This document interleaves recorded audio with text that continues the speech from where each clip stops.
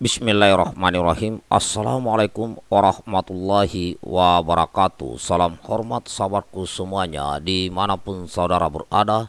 Seperti biasa, yang belum subscribe silahkan di subscribe channel yang mantap ini kawan. Saya bacakan dari media online demokrasi.id dengan judul Profesor Yusril ingatkan Jokowi beliau bisa dilengsarkan jika ngotot tunda pemilu 2024. MPS, ngeri juga nih.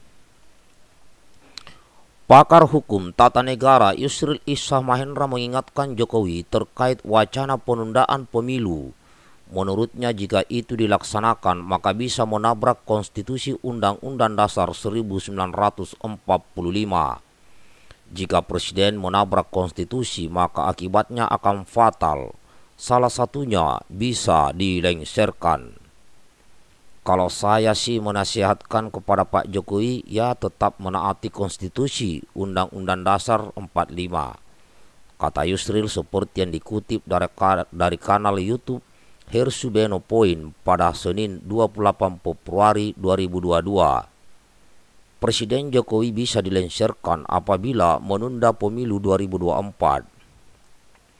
Dia khawatir jika Jokowi nekat memperpanjang masa jabatannya dengan memundurkan pemilu, maka rakyat bisa bergerak menjatuhkan atau melengsarkan seperti pada zaman Soeharto. Ketika presiden melanggar Undang-Undang 1945, orang bisa mengatakan kalau begini ini pelanggaran terang-terangan terhadap Undang-Undang Dasar 45, bisa diimpeachment atau pemaksulan presiden. Nah, begitu jelasnya.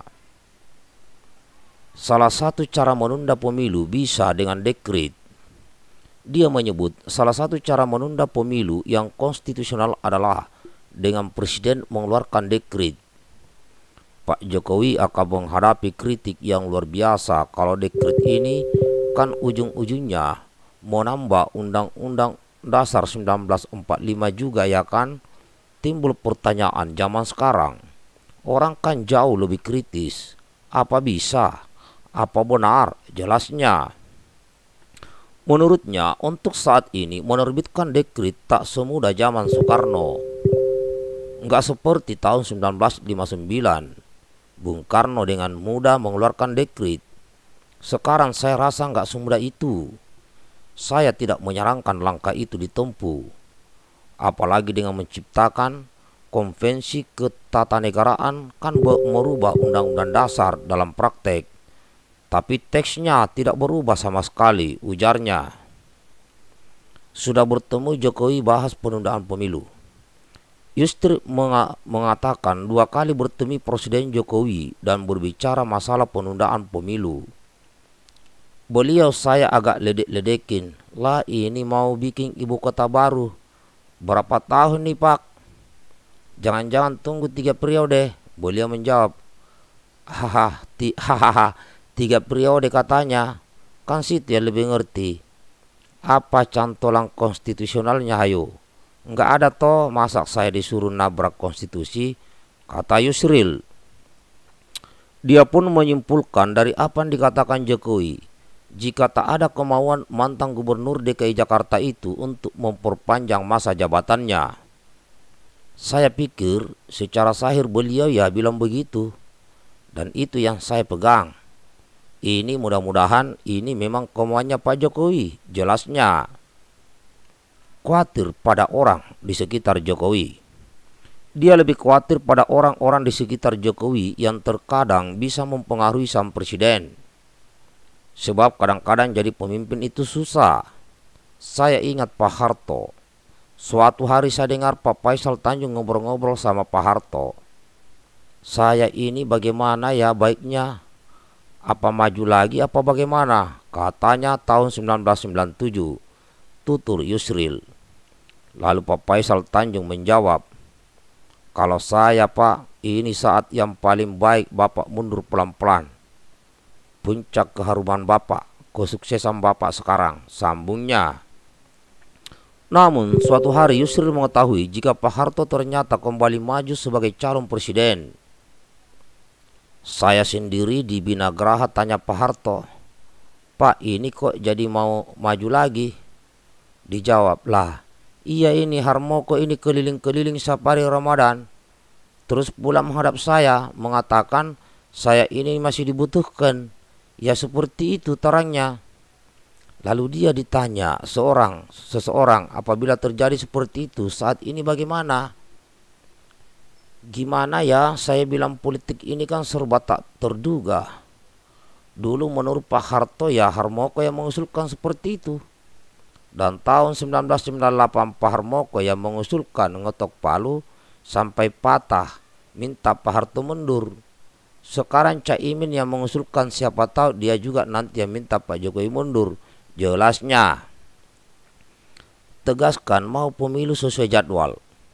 Dia menegaskan akan menyarankan kepada Presiden Jokowi untuk tetap menggelar pemilu sesuai jadwal.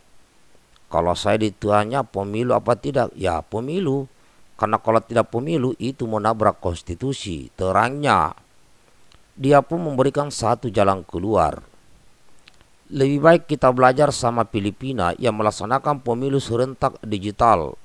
Orang memilih bisa pakai handphone, ungkapnya. Panjang juga ini beritanya yang saya bacakan ya. Nah, silakan saudaraku. Jadi ternyata kalau ini ada perpanjangan masa jabatan presiden ya, atau dimundurkan pemilu, maka ini akan menabrak konstitusi, undang-undang konstitusi kita.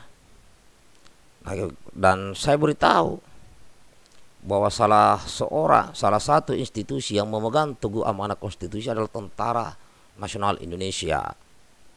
Ya, Tentara Nasional ini mengawal tegaknya amanah konstitusi NKRI, yaitu yang berdasarkan Pancasila dan Undang-Undang Dasar 45. Dan itu ada di dalam Sumpah Prajurit, Sabta Marga. Nah, ini khawatir juga ini begini. Jadi sebaiknya memang jangan ada ya orang-orang atau sekelompok orang yang ingin menjerumuskan Pak Jokowi. Ya. Karena negara TNI tetap tegak bersama negara. Ya. TNI menjaga amanah mengawal konstitusi. Jadi jangan dipancing-pancing di sini ada sesuatu keributan. Kalau rakyat mulai membesar dan ya bisa terjadi hal-hal yang tidak diinginkan.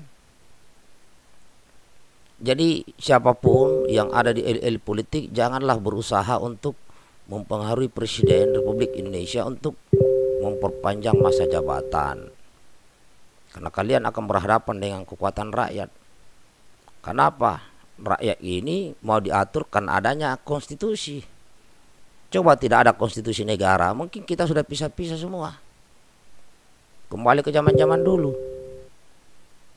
Ya, jadi jangan lagi ada yang berpikiran, disesuaikan aja lah dengan amanah konstitusi yang ada ini. Nah, ini saja kawan, mudah-mudahan ada manfaatnya ini. Ngeri-ngeri juga ini kalau presiden bisa terpengaruh, bahaya. Bagikan videonya kawan. Salam hormat buat semuanya. Assalamualaikum warahmatullahi wabarakatuh. NKRI harga mati, merdeka.